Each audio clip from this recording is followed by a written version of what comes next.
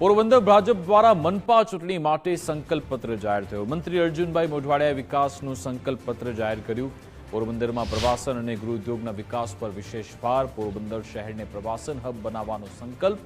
લઘુ અને ગૃહ ઉદ્યોગ ક્ષેત્રે વિકાસનું પણ આયોજન કરવામાં આવ્યું.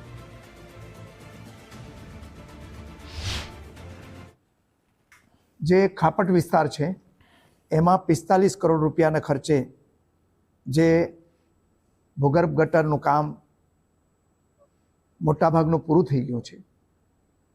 એ પછી જે શહેરના બાકીના વિસ્તારો અને ખાસ કરીને જે નવા વસેલા ગામો છે એ જાવર, વનાણા, દિગ્વિજયગઢ અને રતનપુર, આ વિસ્તારના અને બીજા બાકીના જે સોસાયટી વિસ્તારો છે એમાં 181 કરોડ રૂપિયાને ખર્ચે ભૂગર્ભ ગટરનું કામ ટૂંક સમયમાં શરૂ થવાનું છે.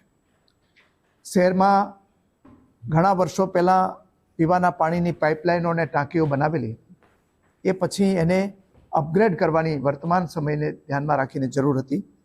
એ માટે રાજ્ય સરકારે 158 કરોડ રૂપિયાને ખર્ચે પીવાના પાણીનું આખું નેટવર્ક સુધારવા માટેનો વર્ક ઓર્ડર આપી દીધો છે.